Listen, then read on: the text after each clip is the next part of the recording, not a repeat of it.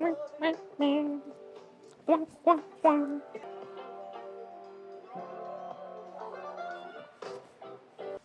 and welcome back.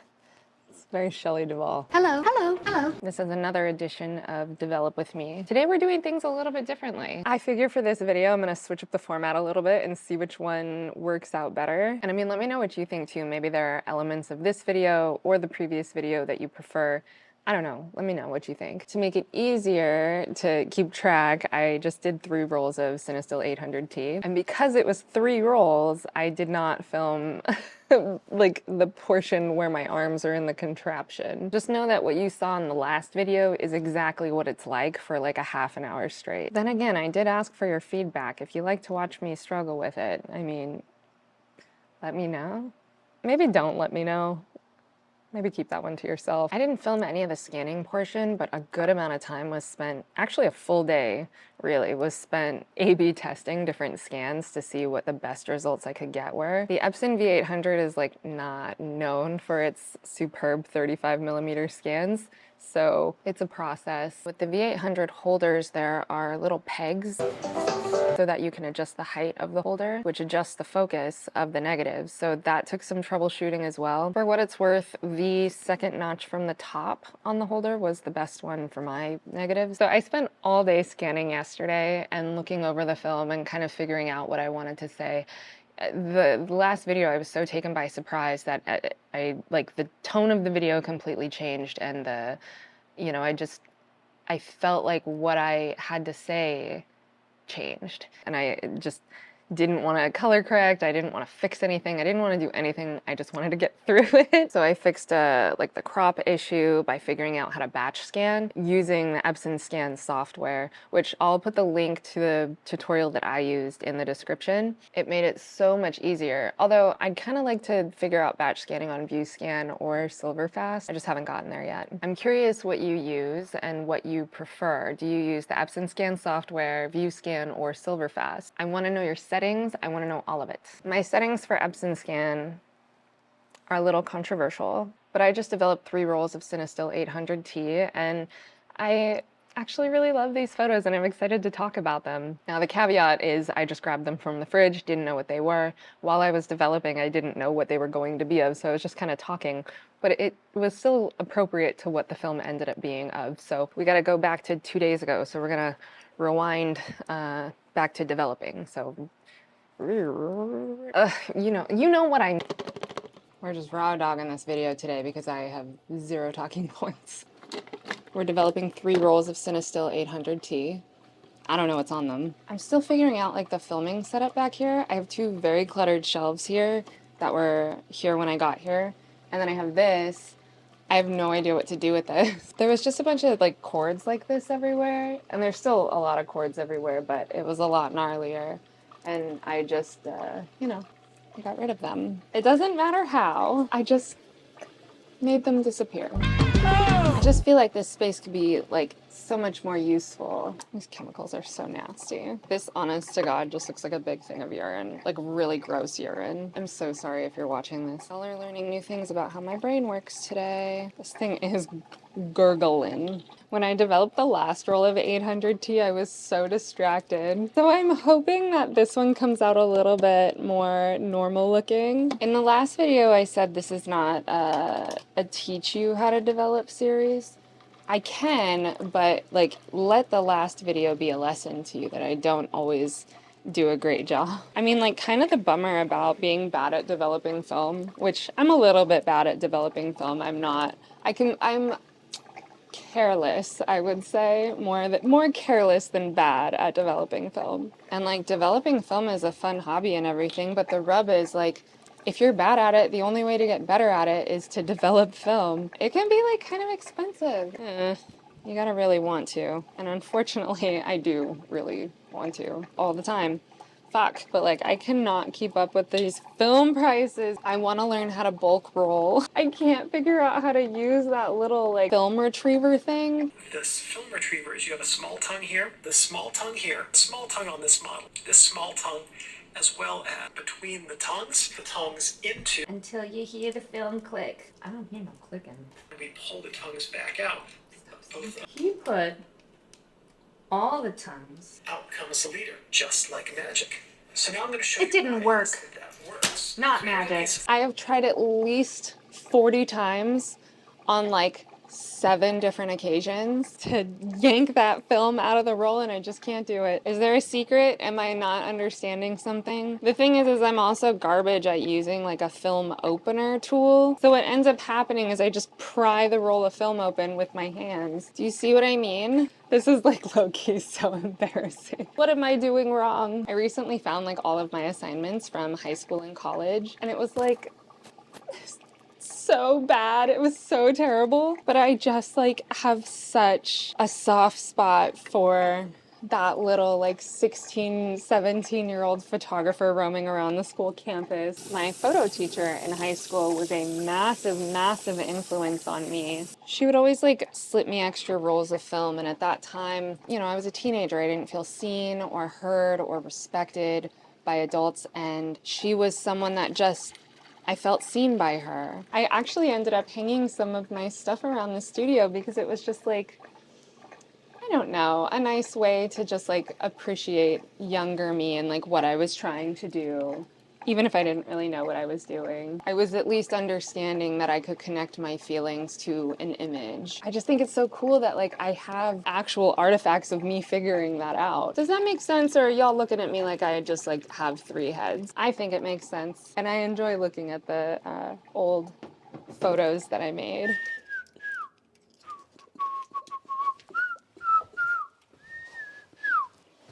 Same jacket, different day.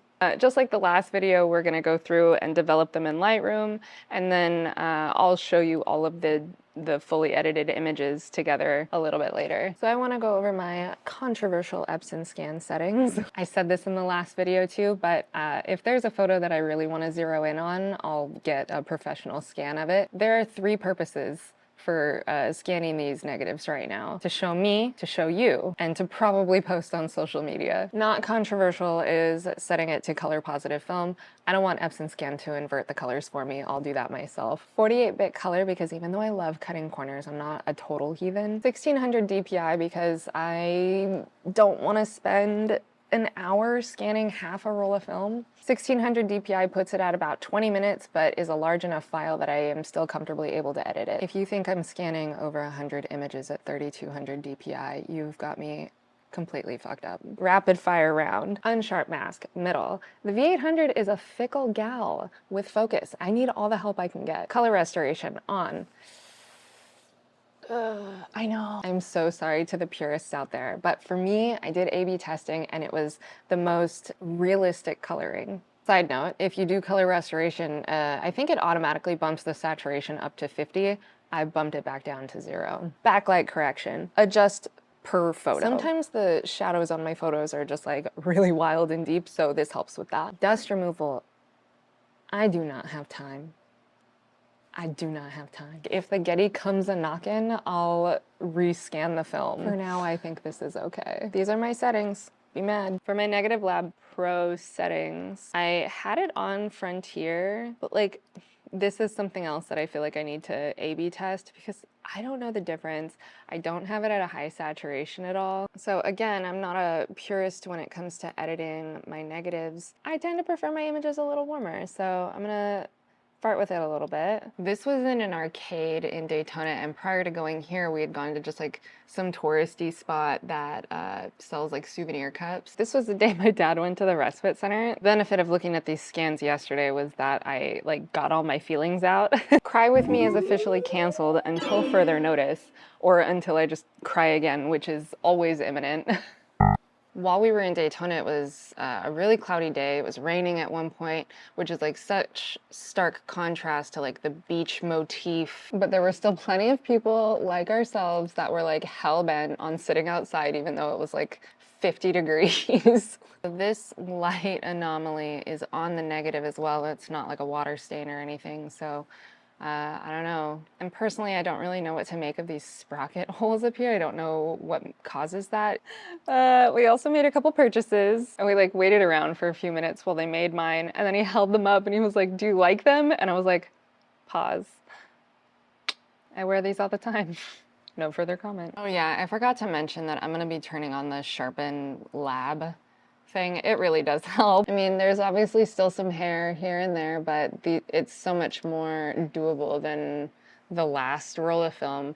The last video, I think I spent a good 4 hours with my like Wacom tablet, just like drawing over all the little like hairs and lines. When you give a grieving person an ugly stick full of slushy that tastes like the color blue, you end up with stuff like this. Like flash on in an arcade. Subtle. Also, once you realize there's not really any rules, things get a lot easier to do. Part of the trick of street photography for me was just switching off that idea that there are rules. There's no rules. People don't know what's going on. The roll of film you just saw was about a day and a half before my dad passed away. And this roll of film, the second out of the 3, was about a week after he died. So heads up, there are photos of the cemetery if that's not your jam. I'm so curious if other people have felt this. After my dad died, my world got rocked in a way that like I was feeling the finality of death so hard. Like everything just felt kind of stupid to do. And this totally translated into images of people doing really pointless things.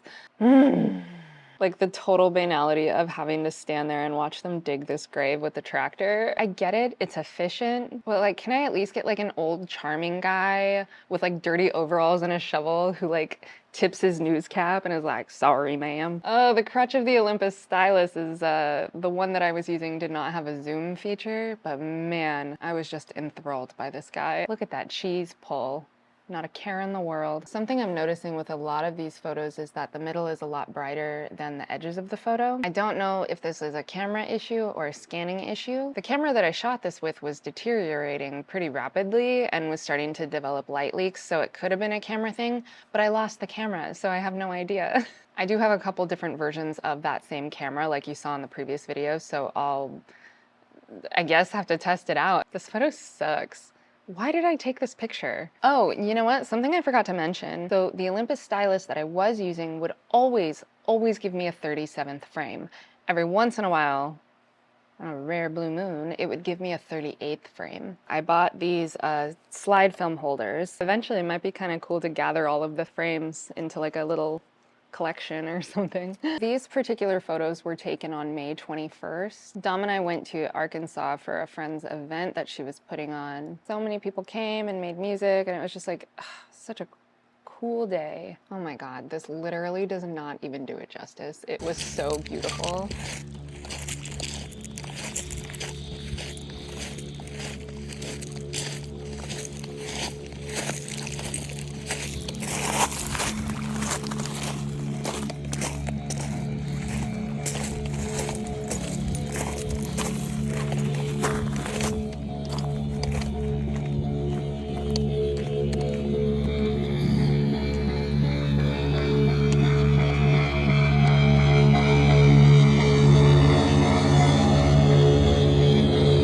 Before and after this trip to Arkansas, we just were go, go, go. We had done a ton of travel. We had come from Florida. We did a road trip to and from California. We went here to Arkansas. Afterward, we went to Florida, did a road trip across the United States, and then went down to San Diego. It was a lot in a very short amount of time, and my mind was just like scrambled eggs. Arkansas was just a much needed break from everything. For the last several years, my brain has just been in this like hustle, hustle, hustle, make money, monetize your hobbies, do everything you can, keep your head above water. That mindset came to a screeching halt when I became a caregiver for my dad.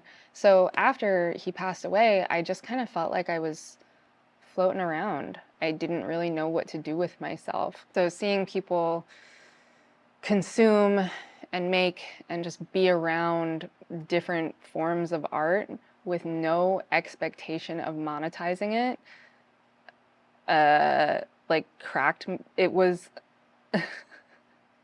it was the hairline fracture in my brain that I needed to just crack it wide open. Sometimes if a photo has difficult lighting, I'll just make it black and white. Do you consider that a cop-out to just make it black and white if it's too tough to color correct? So yeah, a few different people came, played some music, and man, it just felt so nice to be in a judgment-free zone with people that I cared about in a cool and beautiful place. You know, just lots of feelings.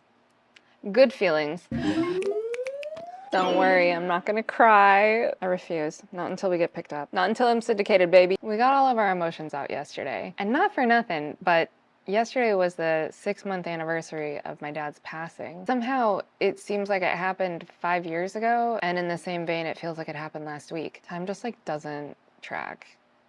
You know? I don't love the color balance, but I feel like my skills in Negative Lab Pro are like pretty limited, so we'll fix it in post. When you bring the lights all the way down, you can really see a lot of the discrepancies. Like, it looks, yeah, like some sprocket issues. I have 3 reels that I use for my 35mm film, and one of them is just like randomly just old as shit. And I wonder if that, you know, has anything to do with this. I also want to point out that this discoloration at the top of the photo is not on the negative. This photo, however, is at the end of a strip of 6, so it's at the end of the film holder itself. So that particular photo was actually like sitting right here when it was scanned, and I'm wondering if the holders themselves are the best option for this scanner. Right after this, we went to Florida to get my dad's stuff. And then the next roll of film that I put in that camera is what you saw in the previous video. So really, this should be part 1. The last video should be part 2. I haven't seen Star Wars, I know, but I do understand that it's out of order. This is basically Star Wars. I'm George Lucas. I mean, this literally drops off where the last video picks up. These are the stray cats on the porch that I mentioned. Yeah, I didn't plan that, but I'll embrace it. I really filmed this whole video with that lens in manual focus. Hopefully it's not fuzzy. So yeah, let's take a look at the final edits, okay? Yeah, let's go.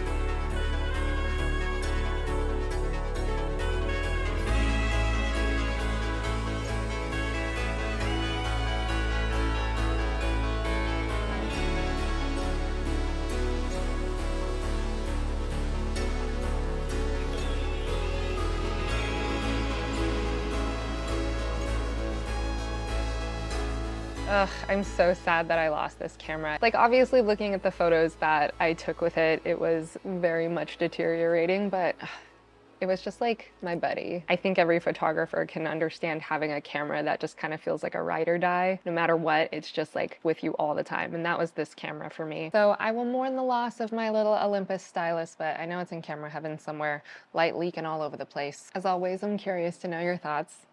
Let me know what you think. This series is kind of weird in the sense that I'm telling you all about something you have never heard about before. Before shooting these videos, I went through all of this stuff and took pictures of the whole thing. And now I'm just diving into the internet with like all of my trauma. I don't know.